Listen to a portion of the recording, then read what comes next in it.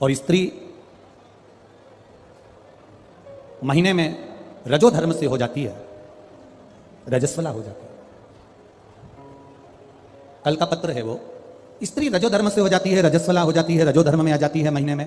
गुरुदेव, उस समय पर वो ना मंदिर जा सकती है, ना भगवान के लिए कोई कार्य कर सकती है, ना वो कोई अच्छी जगह पर पहुंच सकती है। तो हमें केवल इतना सा पूछना है कि उस रजस्वला धर्म के समय पर क्या हम भगवान का नाम ले सकते हैं कि नहीं ले सकते? हम मंदिर नहीं जा सकते, शिवालय नहीं जा सकते, यज्ञ में नहीं जा सकते, अनुष्ठान में नहीं जा सकते, हम कहीं पर भी अच्छी जगह पर नहीं जा सकते, तो क्या हम भगवान का नाम ले सकते हैं कि नहीं ले सकते? तो महाभारत का चरित्र उठाकर देखिए, द्रौपदी का 3 दिन का रजोधर्म, और दुशासन ने चीर खींचा, द्रौपदी का बाल पकड़कर दुशासन सभा में लेकर आ गए।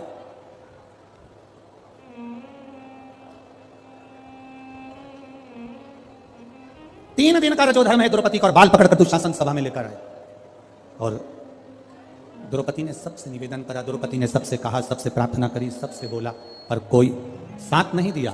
तब गुरु बाबा के कहने पर द्रौपदी ने भगवान कृष्ण को पुकारना प्रारंभ करा, भगवान को आवाज लगाना प्रारंभ करा। अब ये प्रश्न का उत्तर है तुम्हारा।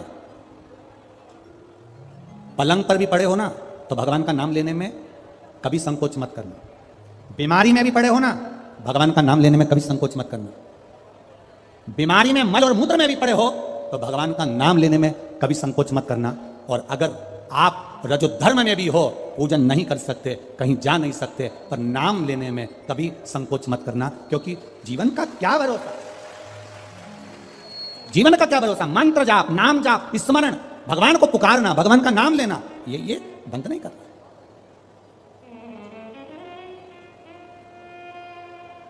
अरे खाना ना छोड़ा, पीना ना छोड़ा, हरि भजन क्यों छोड़ दिया, जाना ना छोड़ा, आना ना छोड़ा, फिर सत्संग जाना क्यों छोड़ दिया। भगवान का नाम लेने में, भगवान का स्मरण करने में, भगवान का कीर्तन करने में, हाँ, आप श्रेष्ठ जगह पर मत जाइए, किसी वस्तु को मत छुओ। यहां तक शास्त्र कहता है कि अगर किसी ब्राह्मण, संत, गुरु और भगवान के लिए भोजन भी बन रहा है और आप रजो धर्म से हो, तो भोजन पर दृष्टि भी मत दो। यहां तक शास्त्र कहता है, यहां तक शास्त्र कहता है। अगर भोजन बन रहा है तो भोजन पर हमारी दृष्टि भी ना जाए। और भगवान का नाम ले सकते हो, आप उसे पुकार सकते हो। मृत्यु की घड़ी में भगवान ये देखेगा क्या उस समय पर कि ये रजस्वला धर्म में है, तो अभी इसको हम मार नहीं सकते, अभी हम इसको ले जा नहीं सकते। मृत्यु की घड़ी में ये नहीं देखा जाएगा। मृत्यु की घड़ी में तो केवल तुम्हारा जो करा हुआ पुण्य है, मृत्यु की घड़ी में तुम्हारा करा गया सत्कर्म है, मृत्यु की घड़ी में तुम्हारा करा गया अच्छा कर्म है, केवल वो तुम्हारे सम्मुख में रहेगा।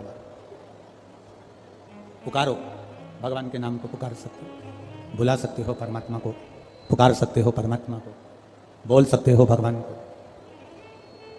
शिव कथा कह रही। सुयशा ने अपने पिता के कहने पर पार्थिव शिवलिंग का निर्माण किया, पूजन।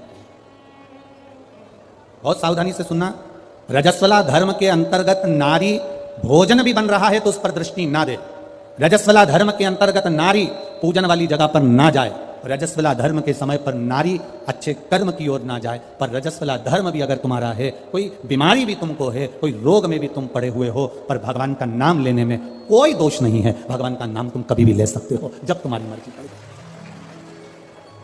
7 दिन का नियम धारण करो। सुबह उठो, भगवान का नाम लो, स्नान करा, पूजन करो, बाबा के मंदिर में जाके 1 लोटा जल समर्पित करो, घर आओ, भोजन करो। भोजन करने से पहले अपने पास में थोड़ी सी अग्नि, जो तुम्हारे यहाँ चूल्हे में हो, जो भी अग्नि हो, उसको लेकर जो भोजन की थाली में भोजन है, उस थाली के भोजन को निकालकर अग्नि में दीजिए। 1 रोटी निकालकर गौ माता की दीजिए, आधी रोटी जो भी भाग निकाल सकते हो वो स्वामी को दीजिए, और फिर बाबा का नाम लेकर प्रसाद समझकर भोजन को ग्रहण करिए। दिन में, शाम को अपने कर्म को करते करते भगवान का नाम लेते रहिए। जैसे ही प्रदोष काल आए, शाम का समय आए, भगवान देवाधिदेव महादेव का स्मरण कर कर 1 दीप दरवाजे के बाहर लगाओ और बाबा का भजन करो। 7 दिन जो नियम धारण करता है, 7 दिन में किसी ना किसी रूप में मेरा महादेव आकर एक बार दर्शन जरूर देता है, ये निश्चितता। पर उसमें हमारी पवित्रता होना चाहिए, उसमें हमारी पवित्रता हो, उसमें हमारी पवित्रता का भाव हो। हम पवित्र भाव से, शुद्ध भाव से हम भगवान का भजन करें। हम तो यहां तक कहेंगे ये पार्थिव शिवलिंग का आप लोग निर्माण करते हो ना, जितने लोग भी पार्थिव शिवलिंग बनाने के लिए बैठते हो, करोड़ों में शिवलिंग बने, तो बनाते बनाते अगर किसी को उपच भी हो जाए ना, अब मैं थक गई, मैं नहीं बना रही, तो ये बोलने से पहले ही तुम जब शिवलिंग बनाओ और बनाते बनाते तुम्हारे शरीर में ऐसा लगे कि अब मैं थक गई, किसी से मत बोलो कि मैं थक गई, अब मैं नहीं बनाऊंगी, ये मत बोलो मैं थक गई, ये मत बोलो, या ये मत बोलो कि अब मैं तो नहीं बना रही, मैं थक गई, तू चल रही क्या मेरे साथ वापिस, ये भी मत बोलो। आपसे नहीं बन रहा शिवलिंग बनाते हुए, आप बस उस शिवलिंग को बनाकर हाथ जोड़कर बाबा देवादिदेव महादेव से प्रार्थना करिए, भगवान शंकर से निवेदन करिए, भगवान शिव से प्रार्थना कर कर बाबा से विनती करो, बाबा आपकी कृपा से जितना बन सका मैंने आपके शिवलिंग का निर्माण किया है, बाबा ये आपकी करुणा या आपकी उदारता या आपकी दया है जो ये मैंने बनाया, ये आपकी कृपा से, आपकी दया से, आपकी उदारता से मैंने निर्माण किया है बाबा। ये उनसे निवेदन किया है, ये उनसे प्रार्थना करिए, ऊबो नहीं, ऊबना नहीं है। हम तो कथा में भी कह देते हैं आपका मन लगे तो शिव पुराण में जाओ, नहीं तो काय को टाइम बर्बाद करने के लिए आते हो, मन लग नहीं रहा,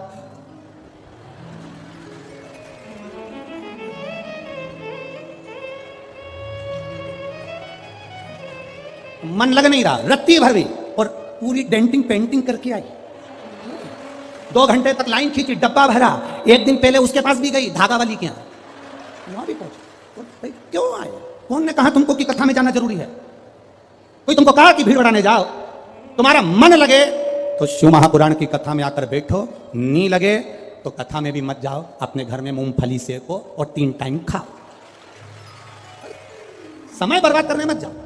मन लगे, शिव कथा कर रही है, मन लगे तो महादेव के मंदिर में जाके 1 लोटा जल चढ़ाना, मन नहीं लगे ना जबरदस्ती मत जाना कि मैं तो बाबा सियोर वाला महाराज ने कहा है तो जाना तो पड़ेगा, ना ना ना, बिल्कुल मत जाओ, बिल्कुल मत जाओ। मन करे तो वो कहते हैं ना, दिल तुझको दिया ये क्या कर दिया, अपना मन, अपना दिल, अपना हृदय परमात्मा को,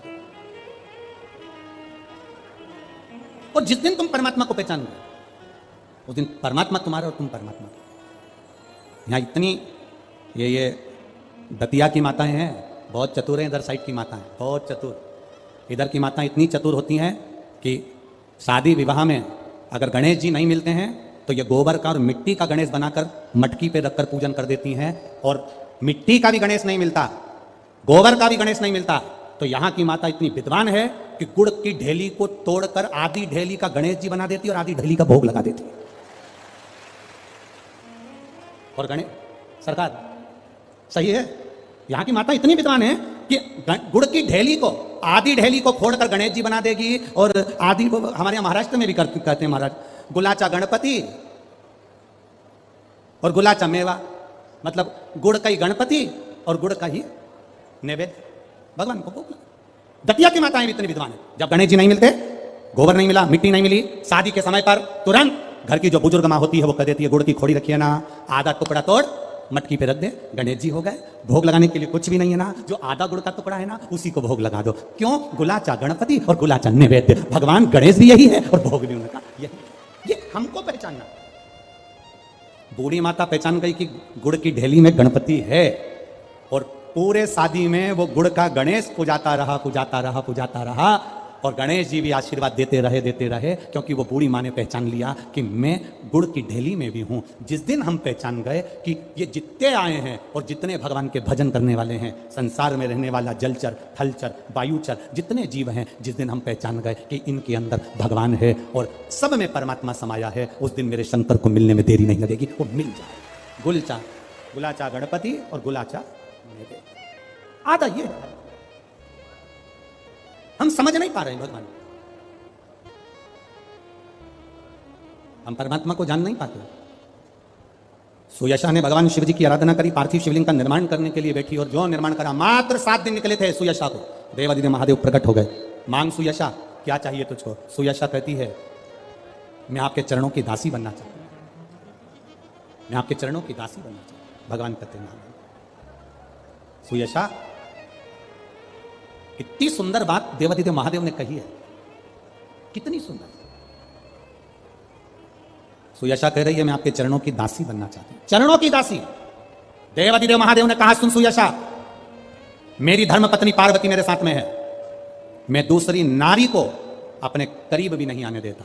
हाँ सुयशा, तू मेरे स्वरूप का स्नान करा, पूजन करा, अर्चना कर, निवेदन कर, बेलपत्र चढ़ा, पुष्प चढ़ा, मैं तुझे फल दूंगा।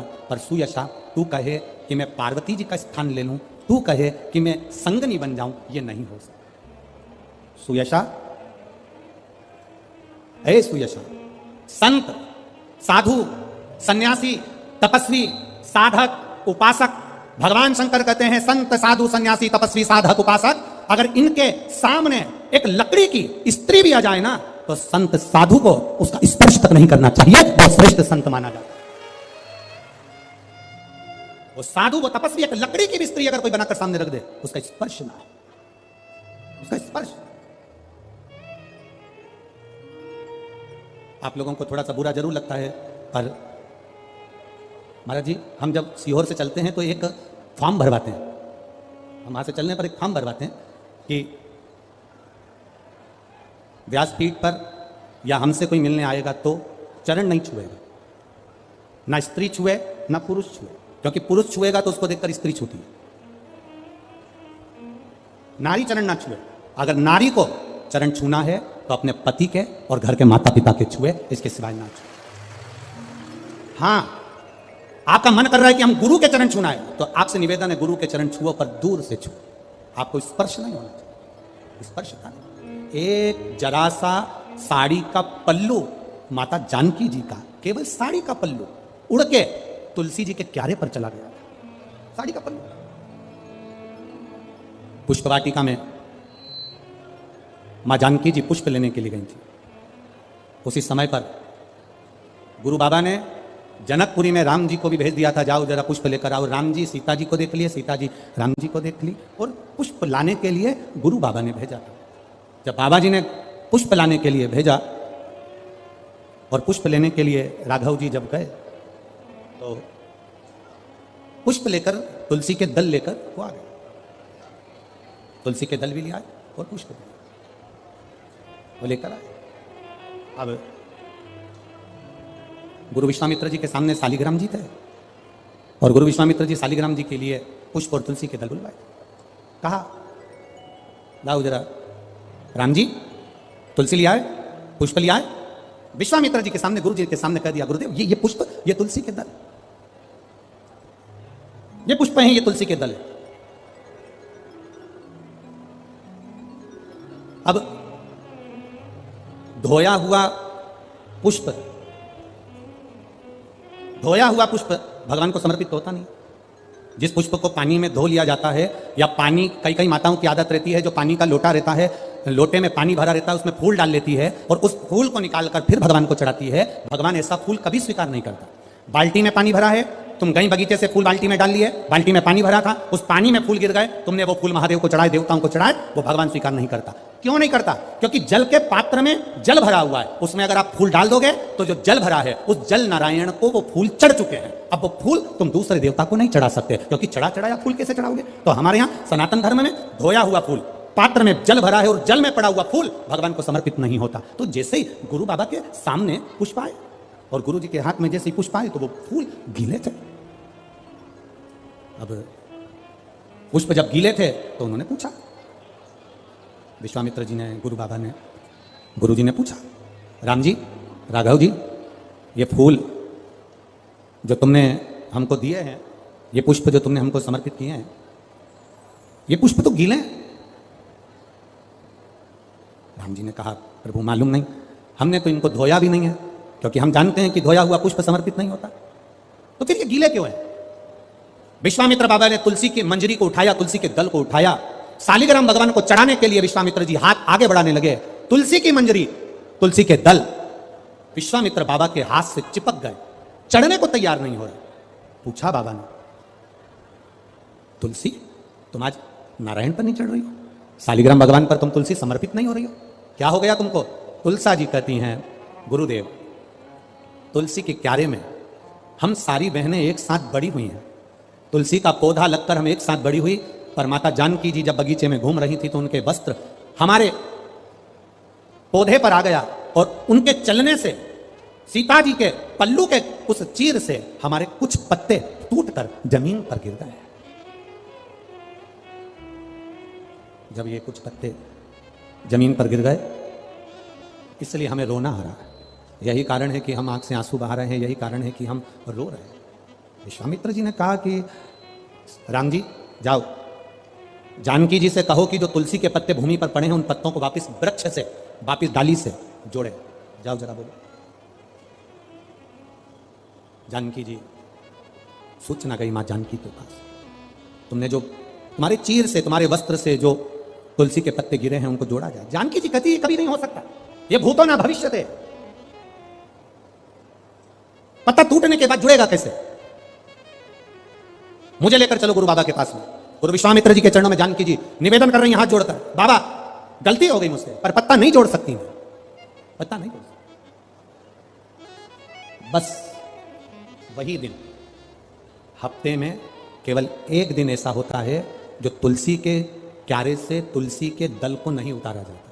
ये वही दिन है, रविवार का दिन, केवल एक दिन, जिस दिन मां जानकी जी ने विश्वामित्र जी के चरणों को दंडवत कर कर कहा गलती हो गई, क्षमा कर। विश्वामित्र बाबा ने उस दिन शालिग्राम बाबा पर तुलसी का दल नहीं चढ़ाया। हमारे आज भी वो दिन रविवार का आज तक गिना जाता है, इसलिए रविवार के दिन तुलसी का दल नहीं तोड़ा जाता, इसलिए तुलसी के दल को तोड़ते नहीं है। जो नीचे पड़ा था, जानकी जी के पल्लू से जो दल नीचे गिर गए थे, जो तुलसी के पत्ते नीचे गिर गए थे, बाबा ने राघव जी को भेजकर वो पत्ते बुलवाए और वो पत्ते, वो तुलसी के दल शालिग्राम भगवान पर चढ़ाए। इसलिए रविवार के दिन जो पत्ते गिरे रहते हैं उन पत्तों को हम भगवान को समर्पित कर सकते हैं। 2 दिन पहले के, 8 दिन पहले के समर्पित कर सकते हैं, पर रविवार को तुलसी का दल नहीं तोड़ा जाता। ये इतना विशेष महत्व हमारे सनातन धर्म की पूजन पद्धति का है,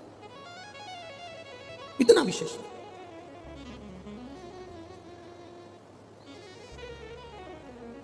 सुयशा के सामने देवादिदेव महादेव प्रकट हो गए। सुयशा मांगो तुम्हें क्या चाहिए? सुयशा कहती है कि बस मैं आपकी दासी बनना चाहती हूं। भगवान कहते दासी तो मैं नहीं बना सकता, मैं दासी नहीं बना सकता, बहू लेकर आओ ना। बहू को अगर घर में लेकर आ रहे हो तो यह समझकर मत लाना कि मेरे घर का पूरा काम करेगी, सारा काम संभालेगी ना। तुम्हारे मुख पर सबसे पहला शब्द होना चाहिए मेरी बहू नहीं आ रही है, मेरी बेटी आ रही है। और जैसी घर में बेटी रहती है, मां के साथ में जितना बेटी कार्य करती है उतनी ही कार्य ये बेटी करेगी। मैं ज्यादा आस क्यों लगाऊं? किस लिए? हमारी सोच थोड़ा बदलना पड़ेगा। हम बहुत सारे अरमान ले लेते हैं, नई बहू आ रही है, खूब खाना बनाकर खिलाएगी। अब बहू आ तो गई, कपड़े उससे धुलवाओ ना। शब्द निकलते हैं बूढ़ी बूढ़ी माताओं के, बुजुर्ग माताओं के, घर में बहू आ गई है, फिर भी घर ऐसा पड़ा है, सफाई कौन करेगा?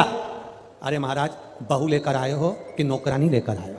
बहू लाए हो ना, तो उससे आस रखो, पर इतना याद रखना कि नौकर जैसा कर्म नहीं, एक प्रेम के संबोधन से बहू को अगर रिझाने का प्रयास करोगे तो वो बहू तुम्हारे लिए 24 घंटे खड़ी रहेगी। और जहां तुमने अब शब्दों से उसको तोलना प्रारंभ करा तो वो तुम्हारे सामने खड़ी नहीं रहेगी, तुम्हारे सामने सम्मुख में आएगी नहीं, तुम्हारे सामने पहुंचेगी नहीं, तुम्हारी सम्मुखता में नहीं पहुंचेगी। प्रेम के संबोधन से तोला जाए। प्रेम का जो संबोधन है वो श्रेष्ठ प्रकार। सुयशा, तुम्हें मैं दासी नहीं बना सकता। सुयशा, मैं तुम्हें अपने पास में सेविका बनाकर नहीं रख सकता, मैं सेविका बनाकर नहीं। कल कथा में आपको कहा था, वो आज फिर कह रहे हैं। भगवान भोलेनाथ आपको करोड़ों का धन देंगे कि नहीं देंगे पता नहीं, आपको धनपति करोड़पति बनाएंगे कि नहीं बनाएंगे पता नहीं, पर इतना याद रखना, भोलेनाथ ने अगर हाथ पकड़ लिया, तिजोरी तुम्हारी हो गई, तो तुम्हें फिर करोड़पति बनने की जरूरत नहीं, वो तुम्हें स्वयं मालामाल कर देगा। स्वयं तो देगा क्या?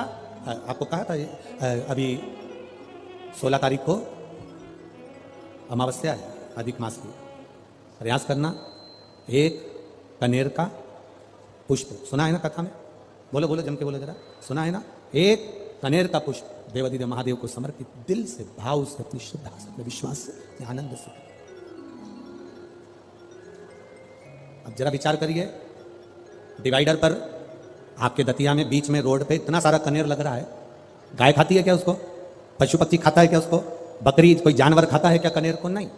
जहरीला है कनेर, कनेर का पुष्प भी जहरीला है, महादेव को समर्पित होता है, क्योंकि वो कनेर किसी के काम का नहीं है। मेरा महादेव चुनता भी उसी को है जो किसी के काम का नहीं, वो महादेव के काम का हो जाता है, वो शिव के काम।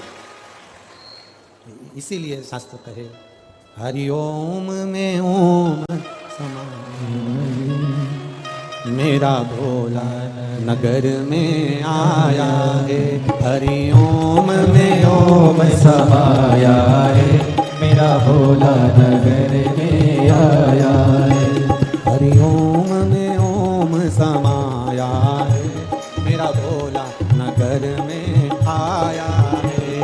हरि ओम में ओम समाया है, मेरा भोला नगर में आया है।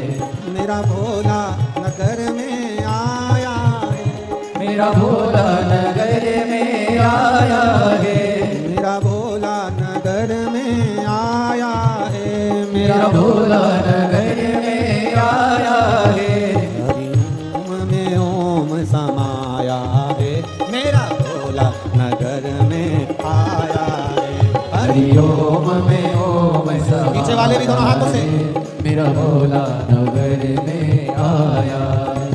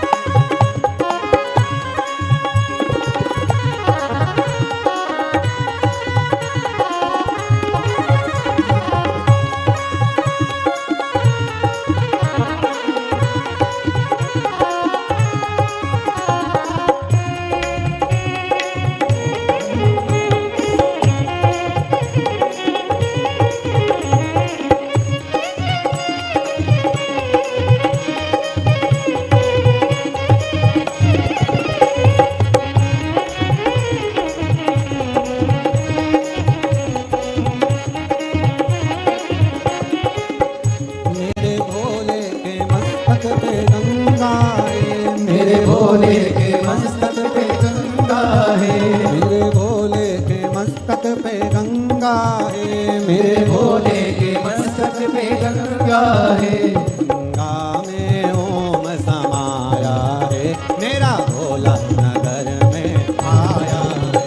गंगा में ओम समाया है, मेरा भोला नगर में आया है। गंगा में ओम समाया है, मेरा भोला नगर में आया है।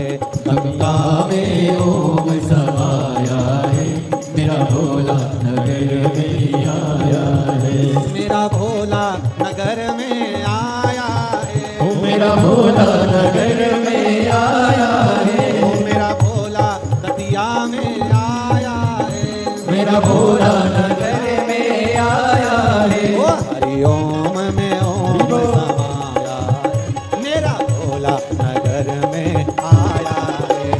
हरिओम में ओम समाया है मेरा भोला नगर में आया है।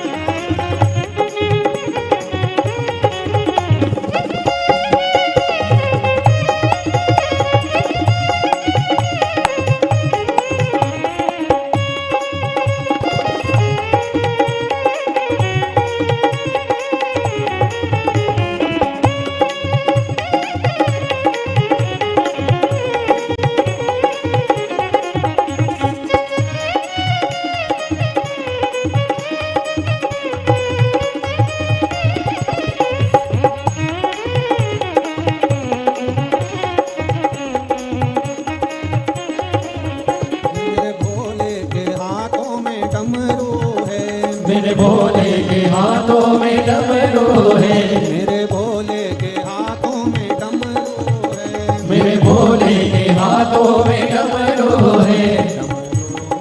ओम समाया है मेरा भोला नगर में आया है। डमरू में ओम समाया है मेरा भोला नगर में आया है। मने ओम समाया है मेरा भोला नगर में आया है। हरिओम में ओम समाया है मेरा भोला नगर में आया है। मेरा भोला नगर में आया है। मेरा भोला नगर में आया है। मेरा भोला नगर में आया है। मेरा भोला नगर में आया है। ओम समाया है मेरा भोला नगर में आया है। हरिओम में ओम समाया है मेरा भोला नगर में आया है। मेरा भोला नगर में आया है। मेरा भोला नगर में हर हर महादेव।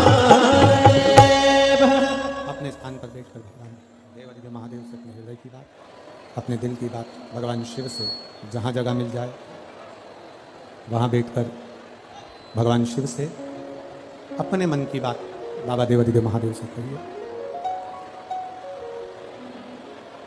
कार्यकर्ताओं से भी निवेदन है जहाँ जगह मिले वहाँ बैठकर भगवान शिव से अपने हृदय की बात भाव के साथ देखिए।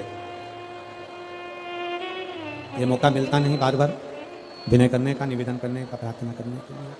जहाँ जगह मिले वहाँ बैठ कर भगवान देवादिदेव महादेव से भाव के साथ करते हैं।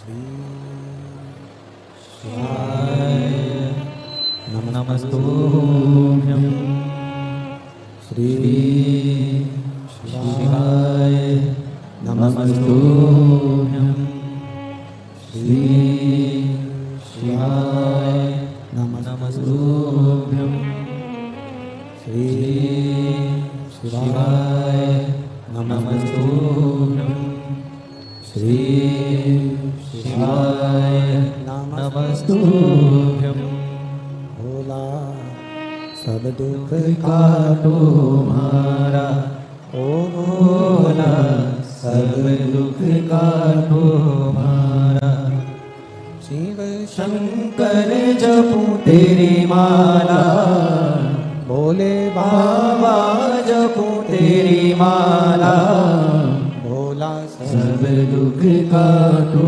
मारा ओ भोला सब दुख काटो मारा वैश है मंगल मंगलकारी वैश है मंगल मंगलकारी शमशानवासी हमारा शमशानवासी हमारा ओ भोला सब दुख काटो मारा ओ भोला सब दुख काटो मारा। सुयशा ने भगवान शिव से मांगा, मैं तुम्हें दासी नहीं बना सकता, मैं तुम्हें सेविका नहीं बना सकता, मैं तुम्हें चाकरी नहीं दे सकता। शिव भगवान उगरदानी भोलेनाथ, भगवान शंकर और हमारे भारत की गुरुकुल परंपरा एक जैसी है। थोड़ा समझिएगा, हमारे भोलेनाथ जी की कृपा और पूर्व के जो गुरु कुल की परंपरा थी वो एक जैसी। पूर्व में जो गुरुकुल की पढ़ाई और आज के जमाने की जो स्कूल की पढ़ाई, इन दोनों में अंतर है। गुरुकुल में जो पढ़ाया जाता था, गुरुकुल में जो पढ़ने जाता था, गुरु उसको ऐसी विद्या अध्ययन कराता था कि उसको किसी ना किसी राज्य का राजा बनवा देता था, जो गुरुकुल की परंपरा थी। गुरु जब बच्चों को पढ़ाते थे तो ऐसी विद्या अध्ययन कराते थे, ऐसी विद्या अध्ययन कराते थे कि उनको कहीं ना कहीं का राजा बना देते थे। ये गुरुकुल की परंपरा। और आज स्कूलों की परंपरा क्या है कि वो तुम्हें पढ़ाते हैं और कहते हैं अच्छी जॉब मिल जाएगी, अच्छी नौकरी मिल जाएगी। मतलब वो ये नहीं चाहते कि तुम राजा बनकर बैठो। ये जितने भी स्कूल हैं जो अंग्रेजों ने यहाँ खोल दिए हैं, हमारे यहाँ इन स्कूलों का महत्व नहीं था। हमारे यहाँ थी गुरु परंपरा, गुरुकुल की परंपरा। गुरुकुल की परंपरा में राजपाट मिलता है, पढ़ाया ऐसा जाता है कि बच्चों को विद्वान इतना कर दिया जाता है कि वो राज्य एक राजा बनकर बैठता है। और अंग्रेजों ने यही तो विचार करा, ये गुरुकुल की परंपरा को समाप्त कर गुरुकुल की परंपरा को समाप्त कर क्योंकि यहाँ जितने भी अगर गुरुकुल में पढ़ेंगे तो ये कहीं ना कहीं राज्य करेंगे। और अंग्रेज चाहते थे कि भारत में रहने वाला व्यक्ति राज्य करे, ये अच्छी बात नहीं, तो इनको नौकर कैसे बनाया जाए। तो उन्होंने कहा कि स्कूल खोल दिया जाए। स्कूल में क्या होगा, बच्चे पढ़ेंगे और किसी ना किसी कंपनी में नौकरी ढूंढेंगे। खुद की कंपनी नहीं खोल पाएंगे, ये दूसरे की कंपनी में काम करेंगे, पर अपना नहीं खोल पाएंगे। और हमारा सनातन धर्म, हमारी भारतीय गुरुकुल की परंपरा कहती है कि जब किसी गुरु की शरणागति में आप बैठें, सही चलाओ ना बाबा, जब किसी गुरुकुल की परंपरा में आप बैठें, जब किसी गुरुकुल की परंपरा के अंतर्गत आप पहुंचे, तब वो आपको एक अच्छी अवधि तक, एक अच्छे पद तक पहुंचाने का प्रयास करते हैं। एक गुरु आपको कभी नौकर बनता नहीं देख सकता, ये गुरुकुल की परंपरा। एक गुरुकुल की जो हमारी भारतीय परंपरा है, इसमें वो आपको नौकर बनता नहीं देख सकता। वो आपको हमेशा देखेगा तो सेठ बनता हुआ देखेगा, एक अच्छे स्थान पर बैठा हुआ देखेगा, एक उच्च पद पर बैठा हुआ देखेगा। ये गुरुकुल की परंपरा। कल हमने एक बात कही थी परम पूज्य दद्दा जी महाराज के लिए कि उनके जो शिष्य रहे हैं या जो उन्होंने अपने शिष्यों को ज्ञान प्रदान करा है, या रामकृष्ण परमहंस जी को देख लीजिए, चैतन्य महाप्रभु जी को देख लीजिए, श्रीमद् वल्लभाचार्य जी को देख लीजिए, श्री रामानुजाचार्य जी को देख लीजिए, श्री निम्बाकाचार्य जी को देख लीजिए, इनकी जो परंपरा रही है, इन परंपरा में वो अपने शिष्य को ऐसा बल प्रदान कर देते हैं कि वो अच्छी जगह तक पहुंच जाए, एक अच्छा स्थान ग्रहण कर ले। ये गुरु परंपरा, ये गुरु परंपरा का स्थान। शंभु शरण मांगू घड़ी दुख तारो, दया करी दर्शन। भगवान शिव की परंपरा भी यही है। मेरा भोलेनाथ आपको ना कभी दासी बनाना चाहता है, मेरा भोलेनाथ ना आपको कभी नौकर बनाना चाहता है, मेरा भोलेनाथ ना कभी आपको सेविका बनाना चाहता है। मेरा भोलेनाथ तो आपका हाथ पकड़कर इस संसार सागर से, भव सागर से उन्नति की ओर आगे बढ़ाना चाहता है। वो आपको डूबने नहीं देगा, वो आपको नष्ट नहीं होने देगा, वो आपको तकलीफ में नहीं आने देगा, वो आपको कष्ट की ओर नहीं जाने देगा। वो शिव तत्व है, वो शंकर, वो खड़ी पिताना, मेरा देवादित्य महादेव, वो शिव तत्व है। सुयशा, मैं तुम्हें दासी नहीं बना सकता, सुयशा मैं तुम्हें सेविका नहीं बना सकता। तो सुयशा ने कहा फिर कोई सेवा मुझे दे दीजिए। शिव जी ने कहा सुयशा तुम नंदी से विवाह कर लो, और नंदी से विवाह कर कर तुम नंदी की धर्म पत्नी बन जाओगी। और नंदी की अगर धर्म पत्नी तुम बन गई तो जिस जगह पर नंदी मेरे मंदिर के बाहर बैठा रहेगा,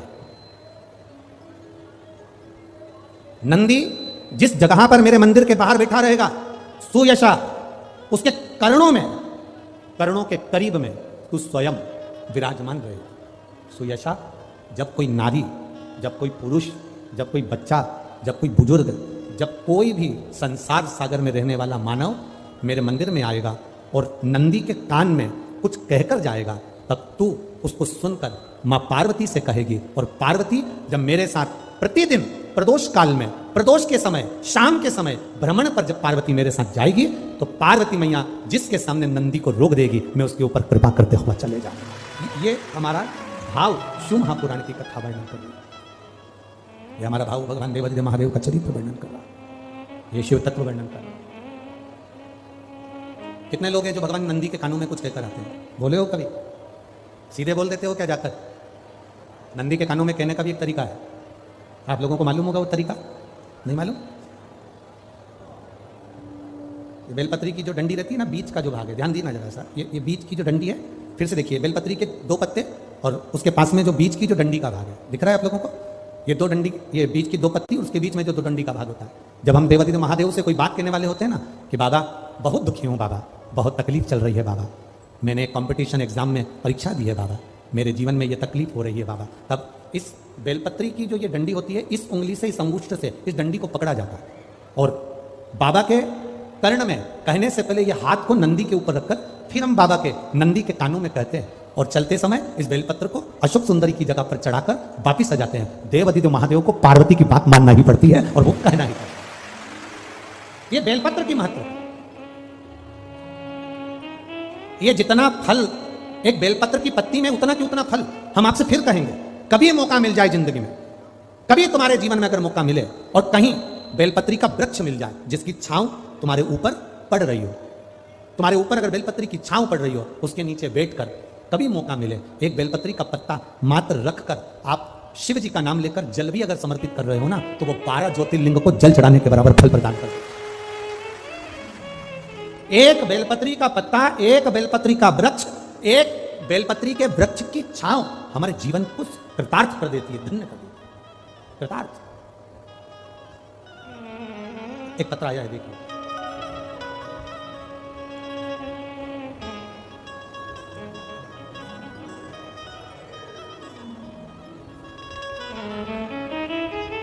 अनिल गुप्ता, पत्नी रजनी गुप्ता, पिपरी वाले, उरई, जिला जालौन, उत्तर प्रदेश से हैं। मेरा मोबाइल नंबर ये है, कहीं बैठे हो तो हाथ हिला सकते हैं, कहीं पर बैठे हो तो दोनों हाथ हिला सकते हैं।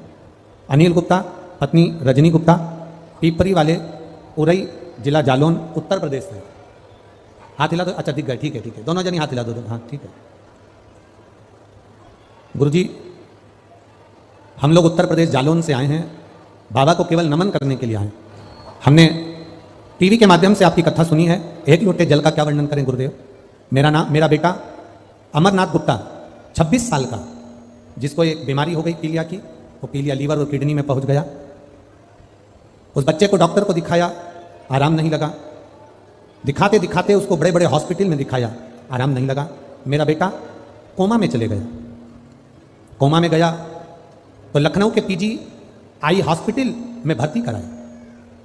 7-8 दिन हो गए, पर डॉक्टरों ने कहा इसको कोमा से वापस नहीं आना। 11 डॉक्टरों की टीम ने मेरे बच्चे को देखा तो आखिरी में कह दिया कि इस बच्चे के पास में मात्र 1 घंटा बचा है, ये बच्चा जीवित नहीं रहेगा। कोमा में इसकी सांस चलना बंद होने लगी, अंतिम सांसें उसके शरीर में चल रही थी। 26 साल का मेरा बेटा गुरुदेव। मैंने टीवी पर आपकी कथा सुनी थी तो मैं भी बाबा के पास जाकर अड़ गई, 1 लोटा जल चढ़ाया और बाबा से कह दिया मेरा 26 साल का बेटा चले गया तो कभी जिंदगी में तेरा मुख ना देखूंगा। बाबा कुछ भी करो, मेरे बेटे को बचा लो। गुरुदेव शिवजी पे चढ़े हुए जल को कपड़े में भिंगाकर बेटे के वेंटिलेटर के पास ले गई, शरीर से लगाया। डॉक्टर ने मना कर दिया कि अब इसकी सांसें धीरे धीरे बंद हो रही है, आपके रिश्तेदारों को बुला लिया जाए। गुरुदेव मैं बाबा का क्या गुणगान करूं। कपड़ा गीला कर जब शरीर से लगाया, डॉक्टर बोल रहे थे इसकी सांसें थमती जा रही है।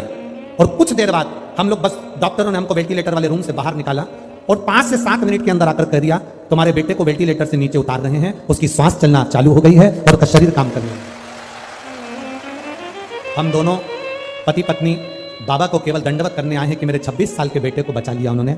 हमने नियम लिया था जहां कथा होगी वहां जाकर एक बार प्रणाम करेंगे, इसलिए हम यहाँ दोनों हाथ हिला दो एक बार। हर हर शिव तत्व इसी को कहते हैं। तेरी कृपा बिना ना हिले। रोइए नहीं, अब तो खुश होइए, आनंद में। अब तो बाबा ने बचा दिया, उसको रोना नहीं है। देखो आनंद के साथ देखिए। तेरी कृपा बिना ना हिले एक भी अणु, लेते हैं श्वास तेरी कृपा से तनो तनो। बखान क्या करूं मैं राखों के ढेर का, चपटी भवोत में खजाना कुबेर का। एक पत्र और अच्छा है।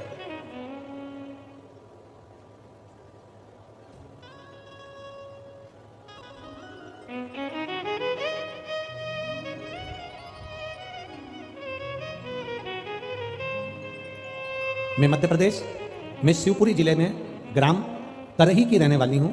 एक लोटे जल का मैं वर्णन करना चाहती हूँ। मेरा नाम रमा रावत है, जिला शिवपुरी मध्य प्रदेश, ग्राम करही। कहीं बैठी हैं? हाथ हिला सकती हैं। कहाँ बैठी हैं? ऐसे हाथ हिला तो एक बार दिख जाओगे। दिख गए? हाँ ठीक है ठीक है। हाँ दोनों हाथ हिला दो ऐसे। ठीक है दिख गए। गुरुदेव मेरे पति नौकरी के लिए बड़े परेशान रहते थे, उनका कहीं जॉब नहीं लग रहा था। 2018 में उन्होंने शिक्षक भर्ती का एक एग्जाम दिया था, उसका कोई रिजल्ट नहीं, उसका कोई फल नहीं। मेरे पति ने मुझसे कहा कि शिवजी को जल चढ़ाने का गुरुजी कहते हैं एक बार चढ़ाना प्रारंभ करते हैं। बाबा को 1 लोटा जल चढ़ाना प्रारंभ करा। गुरुदेव शिवजी का क्या गुणगान करें। बाबा ने 2018 में जो एग्जाम दिया था उस जल का फल 30 मार्च 2023 को दे दिया और मेरे पति का शिक्षक भर्ती वर्ग 1 में ज्वाइनिंग हो गया। मैं बाबा को यहाँ प्रणाम करने के लिए बैठिए बहन। हर हर बोल बम का नारा है। आवाज आना चाहिए जरा दम के। बोल बम का नारा है। सारी समस्या का हल केवल 1 लोटा जल देवाधिदेव महादेव को समर्पित करिए। अपने जीवन की सार्थकता को सिद्ध करिए, शिव तत्व को प्राप्त करना।